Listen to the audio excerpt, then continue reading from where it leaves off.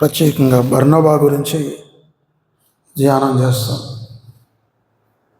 కాబట్టి బర్నబా అనే వ్యక్తి ఈయన లేవీయుడని దేవుని వాక్యంలో ఉంది.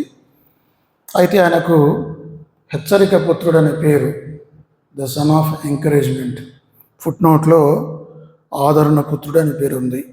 ఎందుకంటే ఈయన అనేకులను ఆదరించేవాడు. ఈయన జాన్ మార్కుకు బహుశా మేనమామ ఉండవచ్చు. మరి యెరూషలేములో ఆ మేడగది ఇల్లు వీళ్ళదే.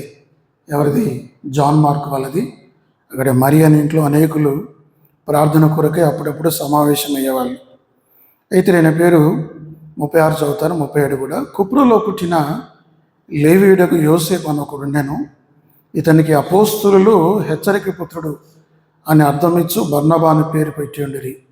ఇతడు భూమి గలవాడ ఉండి దాన్ని అమ్మి దాని వెల తెచ్చి అపోస్తుల పాదముల యొద్ద పెట్టాను. ఆ రోజుల్లో సంఘం యొక్క ఆదిమ సంఘం యొక్క అక్కర్లు తీర్చబడట కొరకై ఈ యొక్క మరి బర్నబా అనేకులు అమ్మి వాళ్ళ యొక్క భూములు, పొలాలు, ఇండ్లు వాటిని అమ్మి వాటి వెల తెచ్చి అపోస్తుల పాదాల యొద్ద పెడుతున్నారు. ప్రత్యేకంగా ఈ యొక్క బర్నబా అనే వ్యక్తి మరి ఇతను ఎంతో ఔదార్యం కలిగిన వ్యక్తి. దేవుని కొరకు, దేవుని సంఘం కొరకు, సంఘంలో ఉన్న వారి అనేకలైన వారి అక్కర్లు తీర్చబోట కొరకు తనకున్న విస్తారమైన భూమిని, ఎంతో భూమి గలవాడు అని అర్థం, ఆ భూమిని అంతటిని అమ్మి తను ఏమీ దాచుకోకుండా, ఏమీ మిగిల్చుకోకుండా తనకున్న యావత్తు భూమిని అమ్మి ఆ వెల తీసుకుని వచ్చి అపోస్తల పాదాల యొద్ద పెట్టాడు. ఇది జనరాసిటీకి గుర్తు, ఆయన యొక్క ఔదార్యానికి, ఆయన గొప్ప మనసుకు గుర్తు. కాబట్టి దేవుని సంఘములో దేవుని పరిచర్య జరిగించబడాలంటే, సువార్త విస్తారంగా వ్యాప్తి చెందాలంటే మరి డబ్బు అనేది ఎంతైనా అవసరం. కాబట్టి మరి యేసు ప్రభు వారు సేవ చేస్తున్న కాలంలో కూడా ఆయనను కూడా కొంతమంది ఆయనకు కూడా ధన సహాయం చేసినట్లుగా దేవుని వాక్యంలో ఉంది. లూకా సువార్త 8వ అధ్యాయం చూడండి. లూకా సువార్త 8వ అధ్యాయం మొదటి నుంచి. వెంటనే ఆయన దేవుని రాజ్య సువార్తను తెలుపుచు ప్రకటించుచు ప్రతి పట్టణంలోనూ ప్రతి గ్రామంలోనూ సంచారం చేయుచుండగా 12 మంది శిష్యులను, అపవిత్రాత్మలను, వ్యాధులను పోగొట్టబడిన కొందరు స్త్రీలను, అనగా 7 దయ్యములను వదిలిన పోయిన మగ్దలేనబడిన మరియయు, హేరోదు యొక్క గృహ నిర్వాహకుడు కూజా భార్యకు యోహన్నయు, సూసన్న అతనితో ఆయనతో కూడా ఉండిరి. వీరును ఇతరులు అనేకులను తమకు కలిగిన ఆస్తితో వారికి ఉపచారం చేయొచ్చు వచ్చారు. యేసు ప్రభు వారి కాలంలో కూడా తమ ఆస్తిని ప్రభువు పరిచర్యకులకు ఇచ్చిన వారు ఉన్నారు. అందులో మగ్దలేన మరియ, యోహన్న, సూసన్న, ఇంకా అనేకులైన వారు వారి ఆస్తిని అమ్మి ప్రభువు పరిచర్య కొరకై వినియోగించారు. దీన్ని బట్టి మనకు అర్థమయ్యేది ఏంటంటే, ఈ కాలంలో ఉన్న మనం కూడా మనకు దేవుడు ఏదైతే ఇచ్చాడో దాంట్లో కొంత భాగం దేవుని పరిచర్య కొరకై ఇవ్వాలి.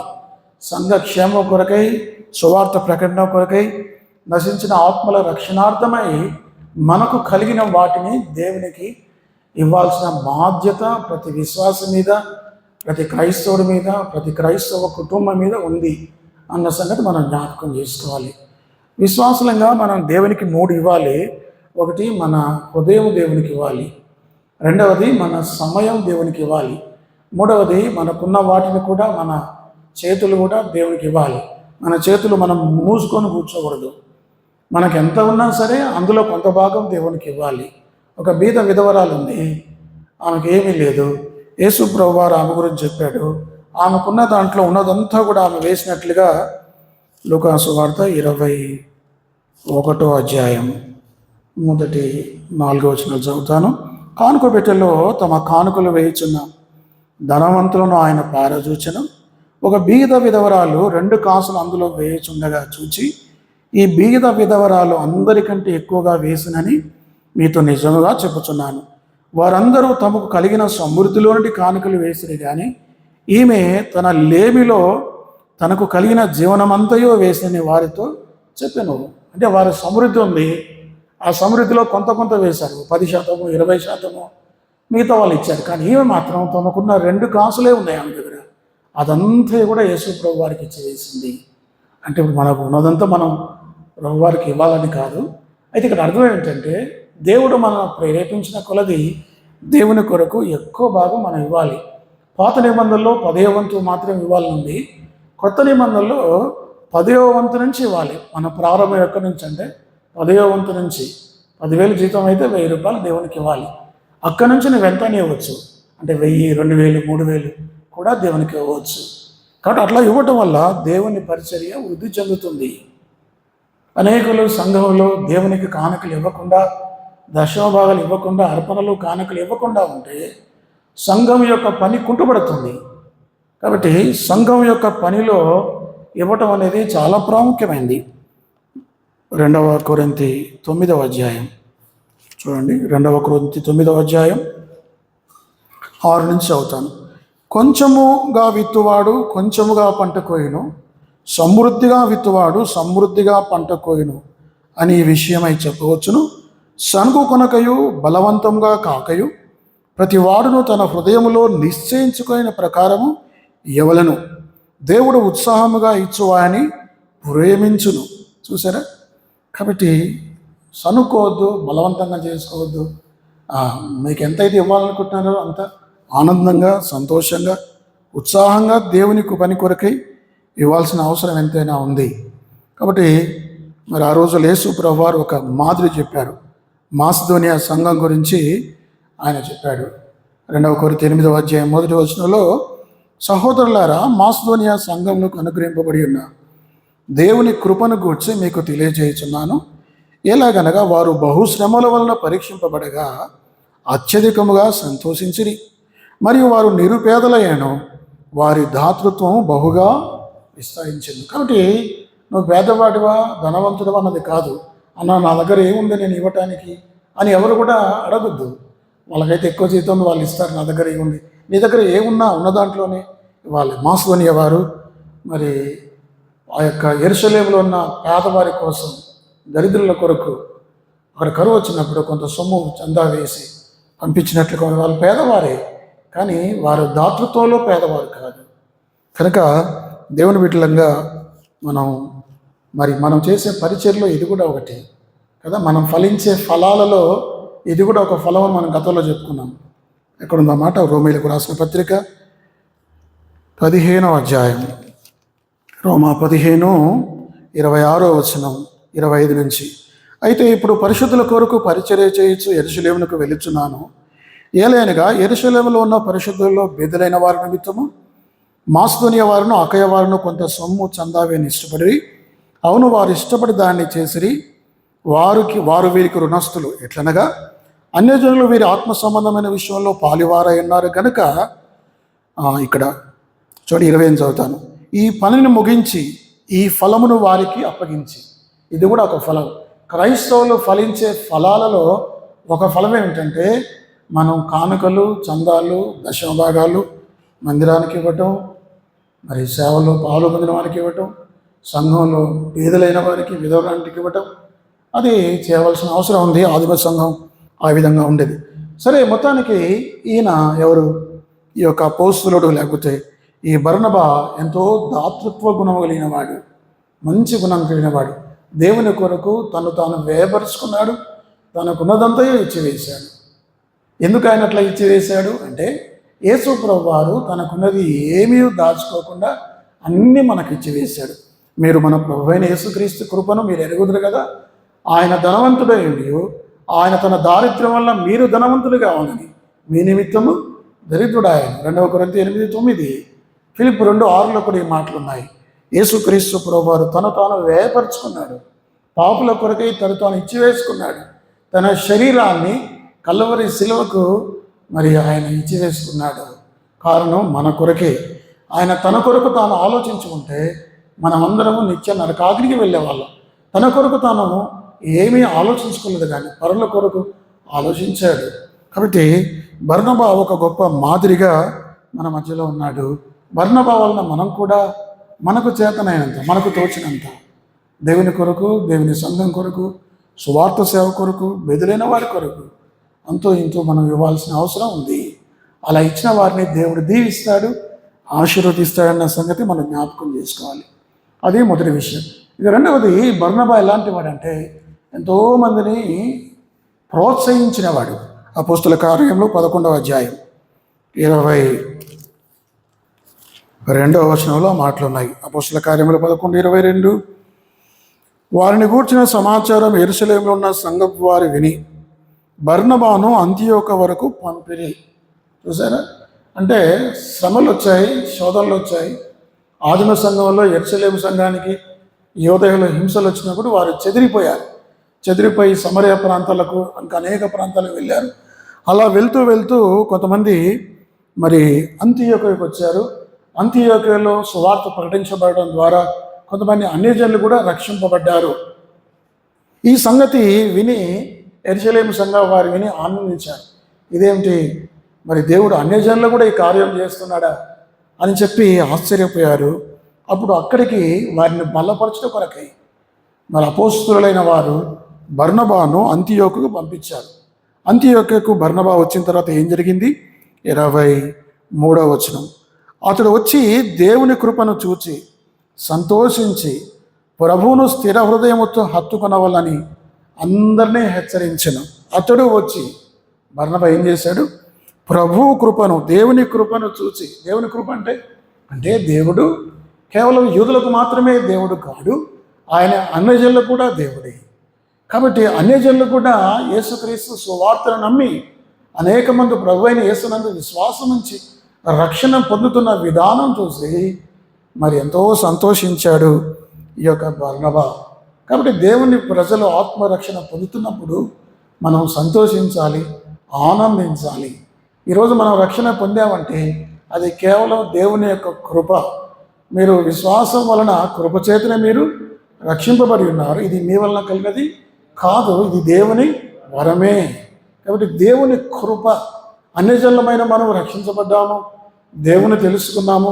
విగ్రహాల నుంచి, పారంపర్యాచారమైన ఈ యొక్క ఆచారాల నుంచి దేవుడు మళ్ళీ విడిపించి మరి ఈరోజు నా దేవుని బిడ్డలుగా మళ్ళీ చేసుకున్నాడంటే ఇది మన గొప్పతనం కాదు, ఇది మన క్రియలు కాదు, ఇందులో అతిశయించడానికి ఏమీ లేదు. కానీ యేసు ప్రభు వారే ఆయన కృప ద్వారా ఆయన మళ్ళీ రక్షించుకోవాలన్న సంగతి మనం జ్ఞాపకం చేసుకోవాలి. దేవుని కృప అందరికీ చెందింది. ఎంతమంది విశ్వాసం ఉంచుతారో వారందరూ కూడా దేవుని బిడ్డలే. ఎఫెసీయులకు రాసిన పత్రిక 2వ అధ్యాయం ఆయన కృపను గురించి మనం చూద్దాం.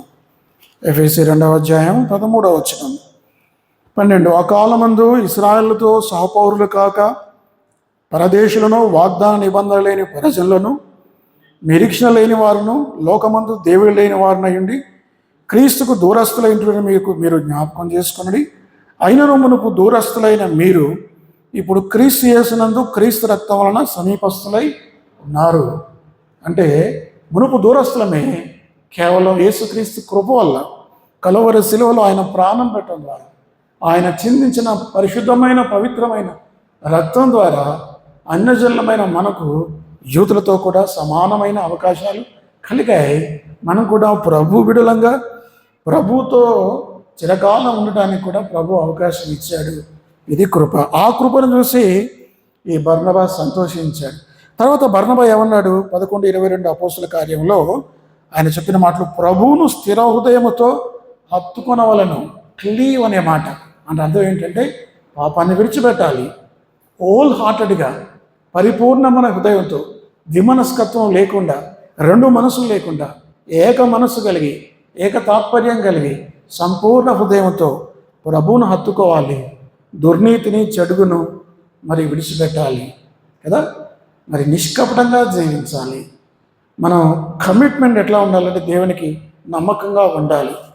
అది చెప్తున్నాడు. మీరు జీవిస్తున్నారు మంచిదే, కానీ మీరు ఎలా ఉండాలంటే అన్ని పాపాలు విడిచిపెట్టి ఎలా ఉండాలి? ప్రభువును హత్తుకోవాలి, స్థిర హృదయంతో హత్తుకోవాలి. అస్థిర హృదయం అంటే కొన్నిసార్లు మన హృదయాలు అస్థిరమైపోతాయి. కొన్ని రోజులు బైబిల్ చదవటం, ప్రార్థన చేయటం, కొన్ని రోజులు మానివేయటం, మళ్ళీ కొన్ని రోజులు ఇట్లా వ్యావరింగ్గా ఉండకూడదు. మన విశ్వాసం ఎలా అంటే కాన్స్టెంట్గా స్థిరంగా ఉండాలి. స్థిర విశ్వాసం, స్థిర హృదయం కలిగి జీవించాల్సిన అవసరం ఎంతైనా ఉంది. కొలసీలకు రాసిన పత్రిక 2వ అధ్యాయం 6వ వచనం, కావున మీరు ప్రభువైన క్రీస్తు యేసును అంగీకరించిన విధముగా ఆయన యందు వేరు పారిన వారై ఇంటి వలె కట్టబడుచు మీరు నేర్చుకున్న ప్రకారముగా విశ్వాసమందు స్థిరపరచబడుచు కృతజ్ఞతాస్తుతులు చెల్లించు ఎంత విస్తరించు ఆయన యందుండి నడుచుకోండి. చూశాను, విశ్వాసమందు స్థిరపరచబడుచు. స్థిరమైన జీవితం ఉండాలి.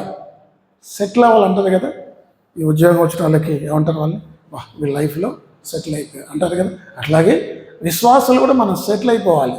బలహీనంగా ఏదో అప్పుడప్పుడు అలా కాకుండా స్థిరమైన హృదయము, స్థిరమైన, కాబట్టి ఆ స్థిరమైన హృదయం ఆయన బలపడ్డాడు. ప్రభువును స్థిర హృదయముతో హత్తుకొనగలని వారిని అందరినీ హెచ్చరించారు. చూసారా, 24 చదువుతాను. అపోస్తల కార్యములు 11:24. ఇక్కడ బర్నబాస్ స్పిరిచువల్ బయోగ్రఫీ రాయబడింది. అతడు పరిశుద్ధాత్మతోనూ విశ్వాసంతోనూ నిండుకున్న సత్పురుషుడు. అంటే మనవాడు అతడు మంచివాడు. He was a good man. ఎవరు? బర్నబా. కాబట్టి బర్నబా ద్వారా మనం నేర్చుకున్నాం, మనం కూడా సత్పురుషుల వల్లే సక్రియలు చేసేవాళ్ళగా మంచి వ్యక్తులుగా సంఘంలో ఉండాలి. మంచి సాక్ష్యం కలిగి ఉండాలి.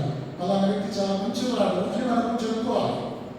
మంచి సాక్ష్యం కలిగిన వాడు చక్కగా కుడికలకు వస్తాడు, ఎవరిని ఆటంకపరచడు, ఎవరి జోలికి వెళ్ళాడు, తన పని తాను చేసుకుంటాడు, భక్తి కలిగి ఉంటాడు, ప్రార్థన చేస్తాడు, వాక్యంలో ఎదుగుతున్నాడు. అలాంటి మంచి లక్షణాలు మనలో ఉండాలి. అలా కాకుండా వివాదాలు చేసేవాళ్ళగా, అల్లరి చేసేవాళ్ళగా, అల్లరి కడతలుగా మనం ఉండకూడదు. కాబట్టి ఈ బర్నబా ఎలాంటి వాడంటే మరి సత్పురుషుడు, ఇటువంటి మంచి వ్యక్తి. రెండవది ఎలాంటి వాడంటే పరిశుద్ధాత్మతో నిండిపోయినవాడు. అంటే పరిశుద్ధాత్మతో నిండుకోవడం అంటే మనం రక్షణ పొందినప్పుడు పరిశుద్ధాత్మ దేవుడు మన హృదయంలోకి వస్తాడు. అయితే ఎంత ఎక్కువగా మనం పరిశుద్ధాత్మకు లోబడితే అంత ఎక్కువగా ఆయన చేత నింపబడతాం. పరిశుద్ధాత్మ దేవుడు చెప్తాడు, ఏమని చెప్తాడు? సమయానికి అర్థం చేయకు, ఇప్పుడు ప్రభు కూడిక సంఘంలో జరుగుతుంది కదా, అక్కడికి వెళ్ళు అని చెప్తాడు. అప్పుడు మనం ఏం చేయాలి? లోబడాలి. లోబడితే పరిశుద్ధాత్మకు నింపబడతాడు. అబద్ధాలు ఆడొద్దు, ఎందుకు అబద్ధం ఆడుతున్నాం చెప్తాడు పరిశుద్ధాత్మ దేవుడు. మన మనస్సుతో ఆయన మాట్లాడాలి. ఆ ఆత్మ తానే మన ఆత్మతో కూడా సాక్ష్యం ఇస్తాడు. మన ఆత్మలో మన మనస్సు పరిశుద్ధాత్మ దేవుడు మాట్లాడతాడు. మాట్లాడినప్పుడు మనం విధేయత చూపించాలి. ఆయన చెప్పినట్లుగా చేయాలి. ఏది చేయొద్దన్నాడో అది చేయకూడదు, ఏది చేయమన్నాడో అది చేయాలి. ఎంతగానో మనకు లోబడితే అంతగా మనము ఆయన చేత నింపబడతాం. మనుషులు దేని చేత నింపబడతారో దాని ప్రకారం నడుస్తారు. దానికి మద్యం చేత, అందుకే Efeసు 5వ అధ్యాయంలో అయితే మద్యం చేత మత్తులో అయినప్పటి దానిలో వ్యాపారం పెడతాం. అయితే ఆత్మపూర్ణులై ఉండు. అంటే నువ్వు ఆత్మ చేత నింపబడితే పరిశుద్ధంగా జీవిస్తావు.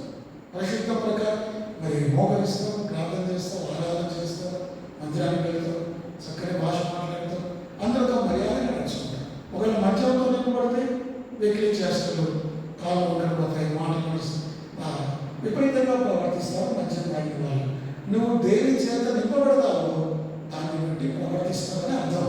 కాబట్టి పరిశుద్ధాత్మ చేత నింపబడిన వాడు అది మాత్రమే కాదు, ఎలాంటి వాడంటే విశ్వాసంతో నింపబడిన వాడు కదా. 24వ వచనం, అతడు పరిశుద్ధాత్మతోనూ విశ్వాసంతోనూ నిండుకున్న సత్పురుషుడు, బహుజనులు ప్రభు పక్షమున ఎంతమందిని ఆయన ఎంకరేజ్ చేశాడు.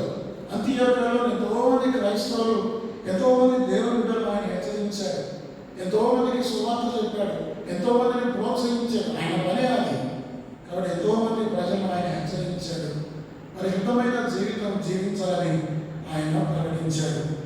బహుజనులు ప్రభు పక్షమున చేయాలి. చూసారా, మరి బర్నబా యొక్క పరిచర్య ఎంత గొప్పది. దేవుని సంఘంలో బర్నబా మనకు మాదిరిగా ఉన్నాడు.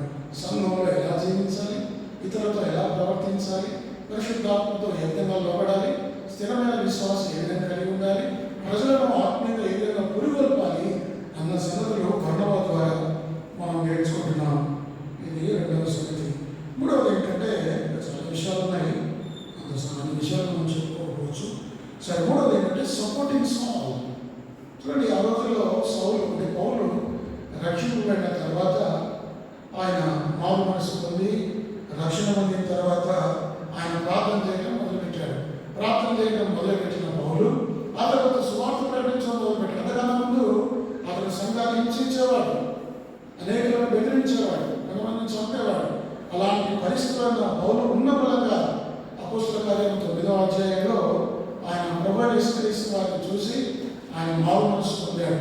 మారు మనసు పొంది యేసుక్రీస్తు సువార్తను ప్రకటిస్తున్నప్పుడు అందరూ కూడా ఎవరు పౌలు నమ్మలే. ఏమిటి పౌలు, ఈ సౌలు అనేవాడు మొన్నటిదాకా మళ్ళీ బెదిరించాడు, సంఘాన్ని హింసించాడు, మరి అనేక మందిని బాధ పెట్టి ఈ వ్యక్తి ఉన్న బలంగా సువార్త ప్రకటించేది కొత్త డ్రామా.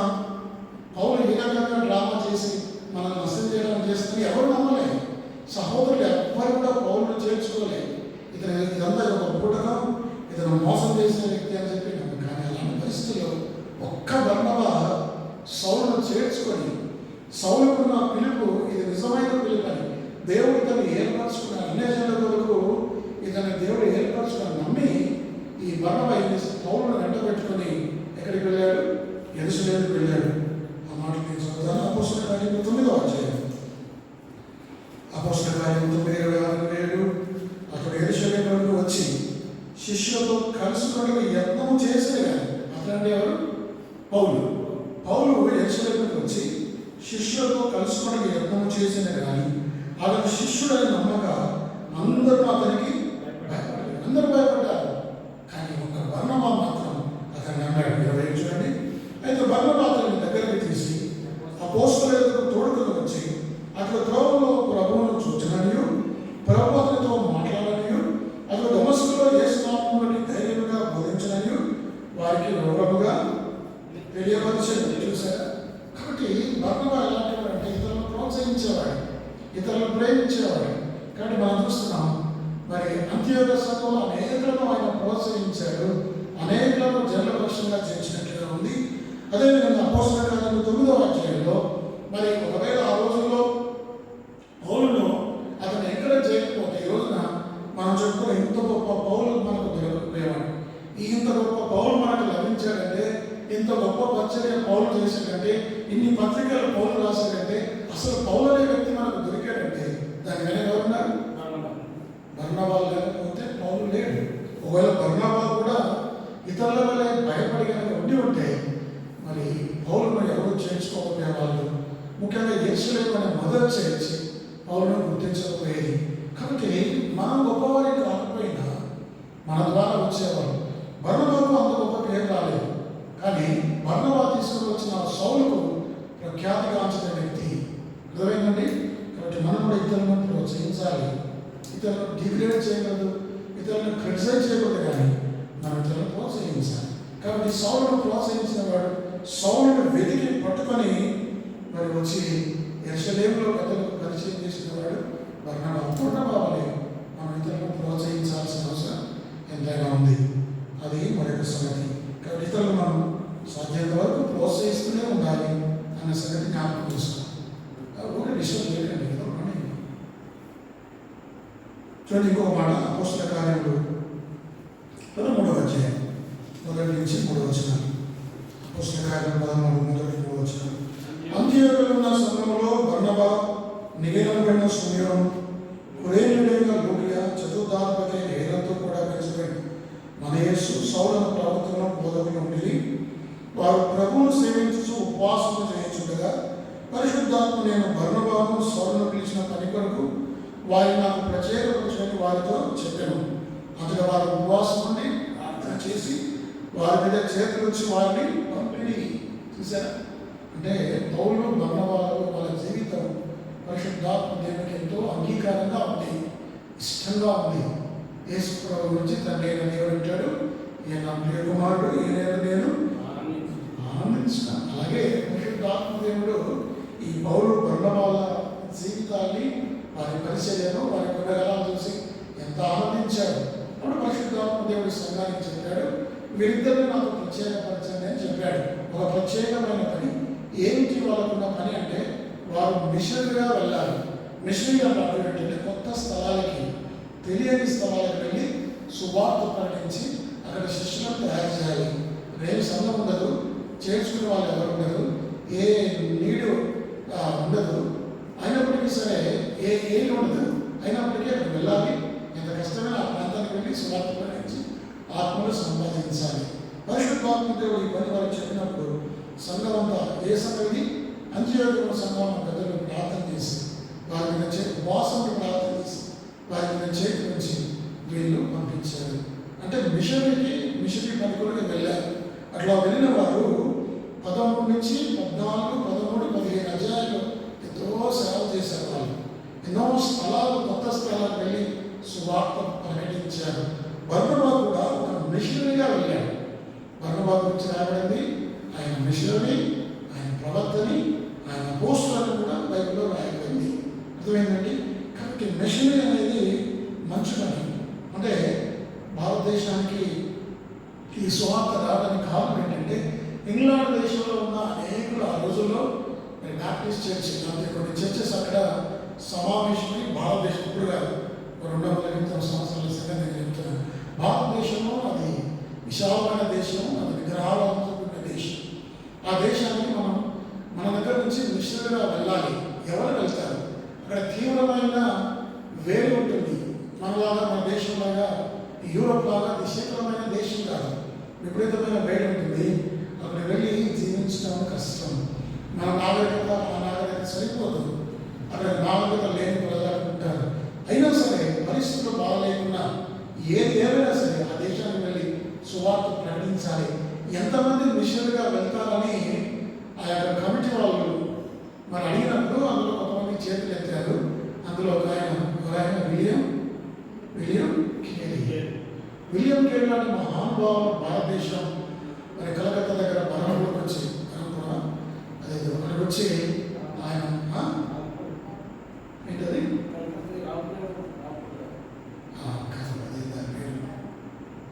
సరే కలకత్తాలో దగ్గర ఉన్న సిరంపురం దగ్గరికి వచ్చి అక్కడ బైబిల్ కాలేజ్ స్థాపించి ఎన్ని సభలు పడ్డాడో మీకు తెలుసు.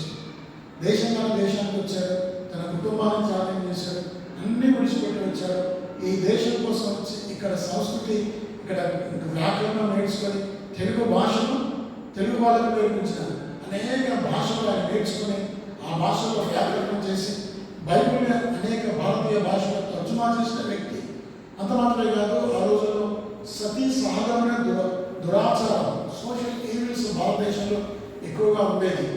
భర్త చనిపోతే భార్యను బలవంతంగా చితిలోకి తోసేవాళ్ళు.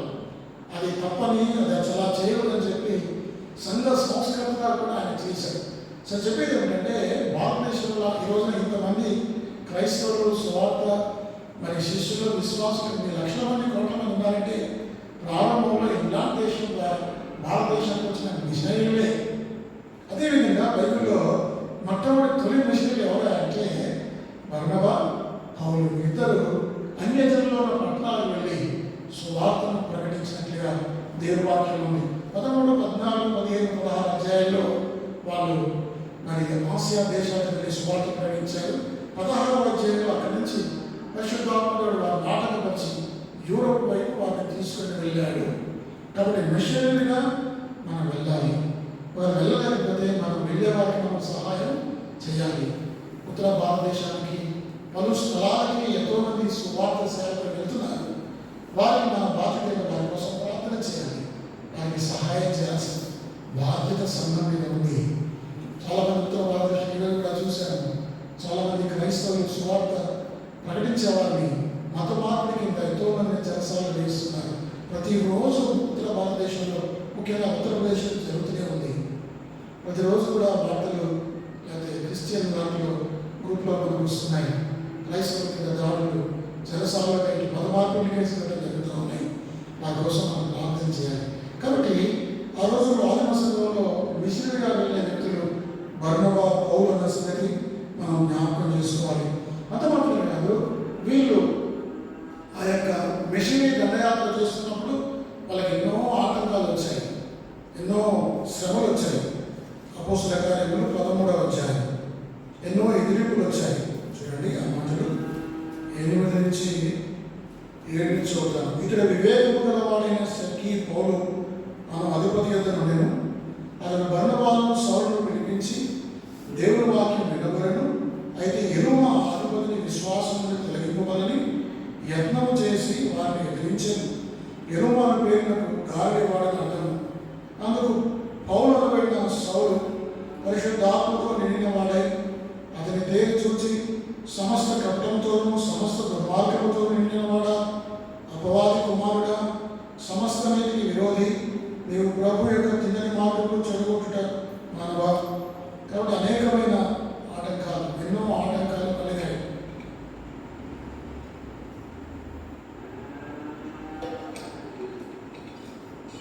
ఎన్ని ఆటంకాలు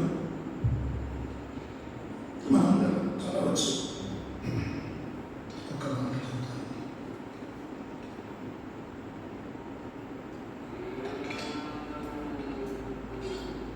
అపోస్తల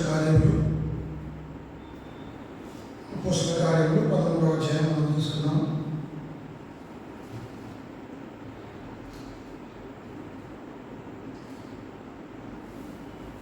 అపోస్తల కార్యములు 15వ అధ్యాయం దొరికిందా? అపోస్తల కార్యములు 15వ అధ్యాయం. కొందరు యూదయ నుండి వచ్చిన వారు చదువున్నారు.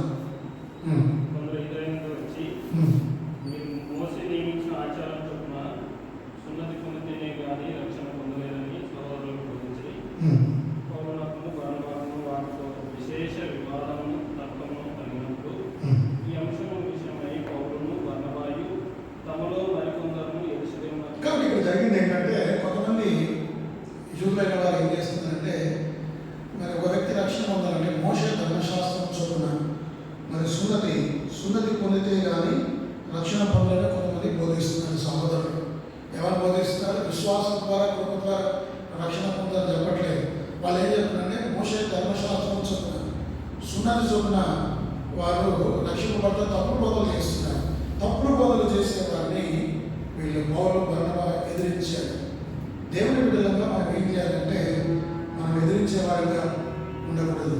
కాబట్టి మరి ఎంతో విషయం 2వ వచనం, పౌలును బర్నబాకును వారితో విశ్వాస భేదమును తర్కమును కలిగినప్పుడు ఈ అంశం విషయమైన పౌలును బర్నబాయు తమలో మరికొందరును యెరూషలేమునకు అపోస్తలులకు పెద్దల యొద్దకు వెళ్ళాలని సహోదరులు నిశ్చయించిరి. కాబట్టి తప్పుడు బోధలు, దీన్ని బట్టి మనం ఏం నేర్చుకుంటే, తప్పుడు బోధలు చేసే వారిని మనం ఏం చేయాలంటే ఎదిరించాలి, ఖండించాలి. అర్థమైందా? కాబట్టి ఇక్కడ రాయబడిన మాట ఏంటంటే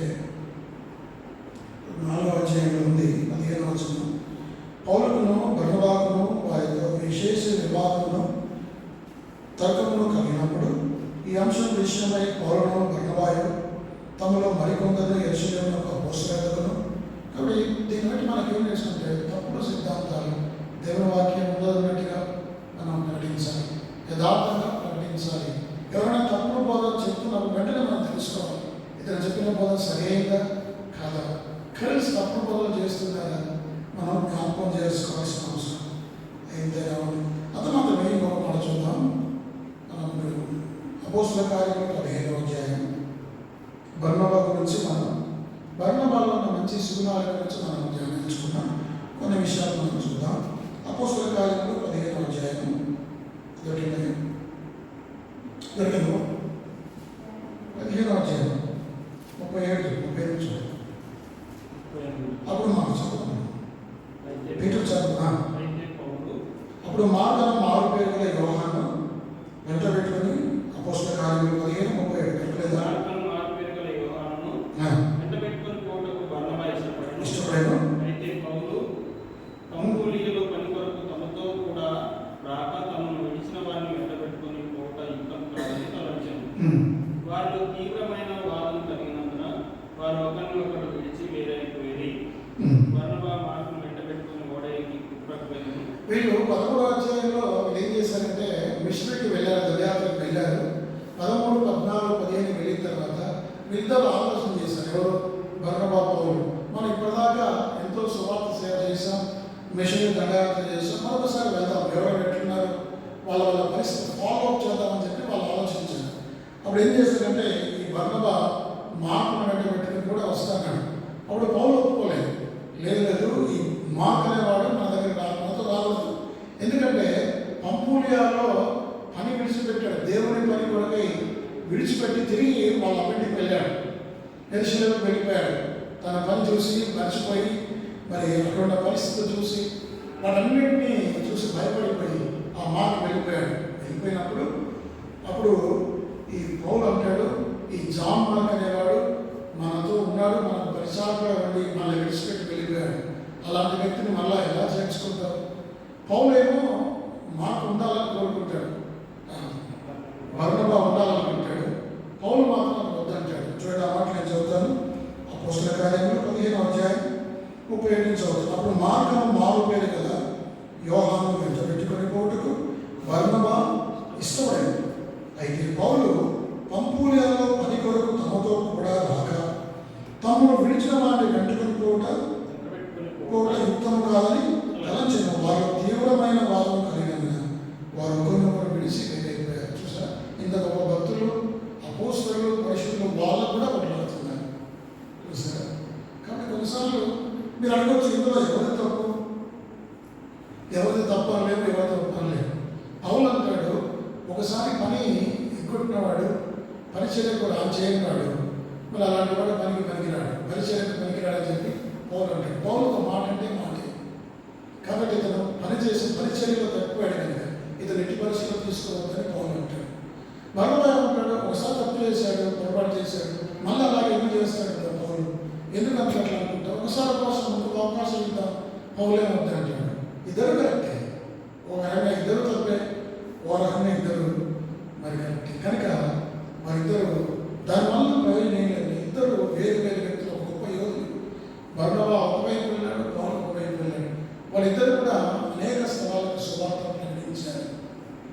దేవుని బిడ్డలమైన మనం ఇక్కడ మార్క్ అనే ఒక వ్యక్తి వల్ల గొప్ప దైవజనులు ఇద్దరు వేరైపోయారు. సంఘాన్ని విడగొట్టే ప్రయత్నం మనం చేయదు. మన వల్ల సంఘంలో విభజన రాకూడదు, మన వల్ల సంఘం నష్టపోకూడదు. సంఘాన్ని కలిగే విధంగా ప్రధానంగా తెచ్చే వాళ్ళని ఉండాలి తప్ప ఈ మార్క్ అనే వ్యక్తి ఇద్దరి మధ్యలో భేదాభిప్రాయాన్ని తీసుకెళ్ళడానికి కారణమయ్యాడు. ఆ విధంగా మనం ఉండకూడదని మనం జ్ఞాపకం చేసుకుంటున్నాం. ఇంకా బర్నబా జీవితంలో కొన్ని ముఖ్యమైన ఘట్టాలు మనం చూస్తున్నాం. అది మాత్రమే కాదు, కొలస్సీ 4:10, కొలస్సీ 4వ అధ్యాయం 10వ వచనం. ఆ మాట చదవండి. కొలస్సీ 4వ అధ్యాయం 10వ వచనం. దొరికిందా?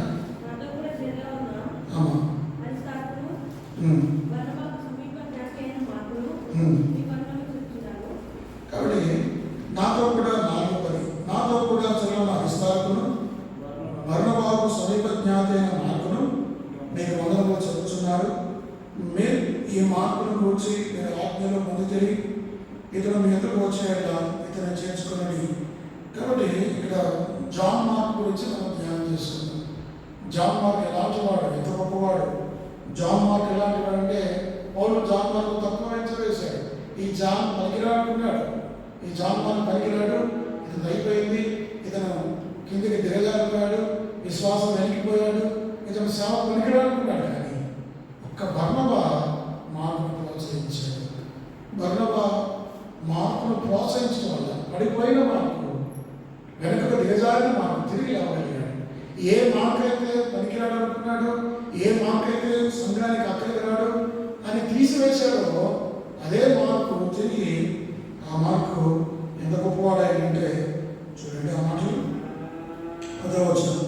ఈ మార్కును గురించి మీరు ఆజ్ఞలు పొందితే అంటే పౌలు చెప్తున్నాడు, ఏ సంఘం కూడా మార్క్ అనేవాడు మీ దగ్గరకు వస్తే అతను చేర్చుకోవద్దు. ఎందుకంటే పంపూలియాలో మమ్మల్ని విడిచిపెట్టిపోయాడు, అలాంటి వాడిని ఎట్టి పరిస్థితుల్లో చేర్చుకోవద్దని ఆజ్ఞయించాడు అన్ని సంఘాలు.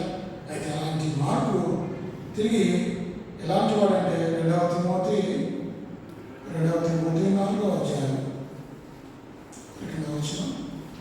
2వ తిమోతి 4వ వచనం. ఈ మార్కు ఇప్పుడు ఏమయ్యాడు? 4:11. లూకా మాత్రమే నాయకుడు ఉన్నాడు. మార్కును వెంట పెట్టుకొని రమ్ము. అతడు పరిచారం నిమిత్తము నాకు ప్రయోజనకరమైన. ఒకప్పుడు ఇదే మార్కును పౌలు ఏమంటున్నాడు? అతను పనికి వాళ్ళవాడు, పనికిరానుకున్నాడు. కానీ అలాంటి వ్యక్తి ఇప్పుడు ఏమంటున్నాడు పౌలు ఆఖరిలో? అతను నాకు ఎంతో ఎట్లా వచ్చింది, ఎట్లా ప్రయోజనపడయ్యాడు? మార్కు పడిపోయిన మార్కు, బలహీనమైన మార్కు ఇంత గొప్పవాడు ఎలా అయ్యాడంటే బర్నబా ప్రోత్సాహం వల్ల. చూడండి, ఈ సంఘంలో బలహీనమైన వారు మనం తోసిపోయాడు.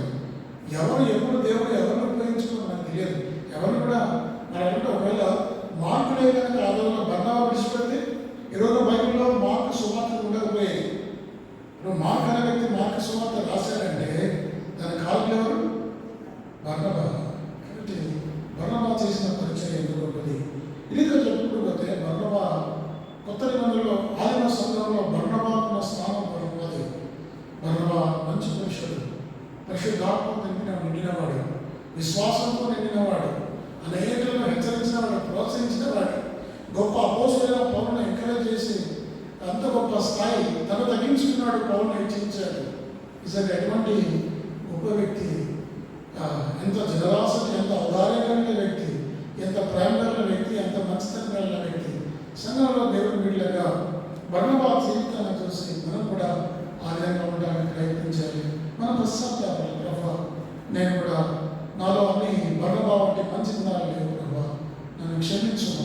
ఇతరులు నేను స్వార్థంతో నిండి ఉన్నాను, ఇతరులు నేను ప్రోత్సహించలేకపోతున్నాను ప్రభా, నన్ను క్షమించు. నా ముందు మరి బర్నబా జీవితం ద్వారా నేను నాతో మాట్లాడుతున్నాను, నన్ను నేను సరి చేసుకుంటాను, పశ్చాత్తాపడుతున్నాను ప్రభా, నీ రక్తంలో నన్ను కడుగు, నన్ను కూడా ఇతరులకు ఆదరణగా ప్రోత్సాహంగా ఉన్నట్టుగా చేయ ప్రభా అని మనం ప్రార్థన చేయాలి. పశ్చాత్తాపంతో విరిగిన హృదయంతో ప్రభుత్వం ప్రభు మన పాపాలు క్షమిస్తాడు. మన సంఘంలోంచి మళ్ళీ కూడా మన ప్రార్థన ప్రభావ మా సంఘంలో బర్నబా లాంటి వ్యక్తులు, పౌలు లాంటి వ్యక్తులు, మార్కు లాంటి వ్యక్తులు తిరిగి లేవనెత్తిన ప్రభావ ప్రార్థన చేస్తే దేవుడు మనల్ని కూడా మనతో కూడా మాట్లాడతాడు. కానీ మనందరూ కూడా ఒక బర్నబా వలె, పౌలు వలె, మార్కు వలె ఉండాలని ఆశిస్తే వాక్యాన్ని ముగిస్తున్నాను. దేవుడి వాక్యం గురించి ప్రార్థన చేద్దాం. ప్రేమల మా తండ్రి, మీ వందనాలు, స్తోత్రాలు. బర్నబా జీవితంలో ఉన్న గుణాలు, సుగుణాల గురించి ఎంతో గొప్పగా మేము ధ్యానించాము. ఆయన గొప్పగా పుట్టిన లేవీయుడని, యోసేపును ఆయనకు అపోస్తలుడు, హెచ్చరిక పుత్రుడని పేరు పెట్టారు. ప్రభు అనేకులను హెచ్చరించాడు, ఎంతో మందిని ప్రోత్సహించాడు. తన ప్రోత్సాహం ద్వారా ఎన్ని ఆత్మలు, ఎన్ని సంఘాలు కట్టబడ్డాయో. ప్రభు గొప్ప వ్యక్తి, తనకున్నదంతా కూడా మరి తనకున్న భూమి అంతా నా మీ అపోస్తలుల పాదాల మీద పెట్టాడు. దేవుని పరిచయ కొరకై తాను వేయపరుచుకున్నాడు. తన ఆస్తితో తన ప్రభువును కనపరిచినట్లుగా దేవుని వాక్యంలో చూసాం. ప్రభు మేము కూడా మా ప్రభువు కొరకై సువార్త నిమిత్తమై ఆయనకు దశభాగాలు ఉత్సాహంగా ఇవ్వాలని మరి ఈ యొక్క బర్నబా ద్వారా నేర్చుకుంటున్నాం. బర్నబా పురుషుడిని మేము చూసాం. ప్రభు అంత్యయుగంలో ఆయన వచ్చిన తర్వాత అన్యులకు దేవుని కృపను వచ్చి ఆయన సంతోషించాడు. స్థిర హృదయంతో ప్రభువును హత్తుకోవాలని అనేకులు హెచ్చరించాడు. ప్రభు ఆయన విశ్వాసంతో నిండినవాడని, పరిశుద్ధాత్మతో నింపబడిన వాడని ప్రభా ఆయన పరిచయం ద్వారా ఎంతో మంది ప్రభువును నడిచారని అపోస్తలుల కార్యాలు 11:26-27 అధ్యాయాలు మేము చూస్తున్నాం. మరి బర్నబా జీవితాన్ని చూసి పరిశుద్ధాత్మ దేవుడు మరి బర్నబా పౌలుని మిషనరీ దండయాత్ర కొరకు పిలిచారు. అనేక స్థలాలకు బర్నబా పౌలుతో కలిసి సువార్త ప్రకటించాడు. ఎన్నో ఎదిరింపులు వచ్చాయి. వాటన్నిటి విషయంలో మనం కృప చూపించాం. బర్నబా చేసిన పని ఎంత గొప్పది. మరి 15వ అధ్యాయంలో, 11వ అధ్యాయంలో, 13వ అధ్యాయంలో, గలతీ పత్రిక 2వ అధ్యాయంలో బర్నబా చేసిన పరిచర్య ఎంతో గొప్పది. ప్రభువానికి వందనాలు, స్తోత్రాలు. బర్నబా వారు నేర్చుకున్న అనేకమైన పాఠాలు నా దైనందిన జీవితంలో మేము కూడా పరిశుద్ధమైన జీవితం, పవిత్రమైన జీవితం, స్థిరమైన విశ్వాసం కలిగి మంచితనం, మంచి పౌరులుగా జీవించడానికి సహాయం చేయండి. నీ వాక్యం ద్వారా మాతో మాట్లాడుతున్నామే, నేను వందనాలు చెల్లిస్తుంది. నీ వాక్యం ద్వారా ప్రతి వారం ఉదయాన్ని తాకండి. మా జీవితాలు మేము సరి చేసుకోండి, మా పడిపోయిన స్థితిని సరి చేసుకోండి. మరి బర్నబా మార్కును ప్రోత్సహించడం వల్ల పనికి మాలాడుకునేవాడు, పడిపోయిన వాడు తిరిగి ప్రయోజనపడయ్యాడు. గొప్ప మార్కు సువార్తనే రాయగలిగే అంత గొప్పవాడయ్యాడు. అది కేవలం బర్నబా ప్రోత్సాహంగానే ఇతరులు నేను ప్రోత్సహించాలని ఎంతో ప్రాముఖ్యమైనదో మా జీవితాలు నేర్చుకోవడానికి సహాయం చేయండి. మాలో నుంచి బర్నబా లాంటి వ్యక్తులని, ప్రోత్సహించే వ్యక్తులని, ప్రభు స్వార్థ పఠించే వ్యక్తులని, ప్రార్థనాపరులను లేకపోతే ప్రార్థన చేస్తూ ఈ వాక్యం ద్వారా మేము మాట్లాడుతుంది మేము వందనాలు చేయిస్తూ సంఘంలో ఉన్న ప్రభు ఎవరైతే అనారోగ్యంతో ఉన్నారు, అస్వస్థ ఉన్నారు, ప్రభావ వారిని పెరుగుట్టి దానికి స్వస్థపరచండి. ఇబ్రాహిం స్వామి మరి తన గారి జ్ఞాపకాలు దినం సహాయం చేస్తాం. ఆ కుటుంబాన్ని ఆదరించడం ప్రార్థన చేస్తున్నాం. అదేవిధంగా యశోద తమ్ముడు ఇబ్బందులు ఉంటున్నాను. మరి తమ్ముడి కుమార్తె చనిపోయిన ప్రభావ కుటుంబం దుఃఖంలో ఉంది. మరి పీటర్ తాలూకు మరి తమ్ముడు కుమార్తె ప్రభావ ధైర్య తండ్రి వారిని ఆదరించండి, కుటుంబాన్ని ఉదాహరణ ప్రార్థన చేస్తుంది. ఇదిగా ప్రభావ ఎవరు అక్కడలో ఉన్నారు, ఇబ్బందులు ఉన్నారు, బాధలు దుఃఖంలో ఉన్నారు, అలాంటి వారిని జ్ఞాపకం చేసుకోండి. వచ్చే ఆదివారం సాయంకాలం చర్చ ఆనవసరకాన్ని కొడుకులు కూడా కృప చూపించండి. ఇదిగా సంఘాన్ని మీరు అభివృద్ధిలో తీసుకురండి. సంఘం మరి సరిహద్దుల కొరకు మేము ప్రార్థన చేస్తున్నాం. సంఘ క్షేమాభివృద్ధి అనుగ్రహించమని ప్రార్థన చేస్తూ మరి వ్యక్తిగత కుటుంబ సంఘాలను తీర్చండి. మమ్మల్ని పరిశుద్ధులు కొనసాగడానికి సహాయించి విశ్వాసంలో స్థిరంగా ఉండడానికి చేసిన మేరకు అందరం చేస్తూ యేసుక్రీస్తు వారి నామంలో ప్రార్థించి వేడుకొనుచున్నాము తండ్రి. పరమ తండ్రి అయిన దేవుని ప్రేమ, మన ప్రభువును రక్షకుడైన యేసుక్రీస్తు వారి కృప, పరిశుద్ధాత్మక అన్యోన్య సహవాసం చేరవలసిన మన పరిష్కారం ఇప్పుడు ఎల్లప్పుడూ సదాకాలం మనందరికీ తోడై ఉండును గాక.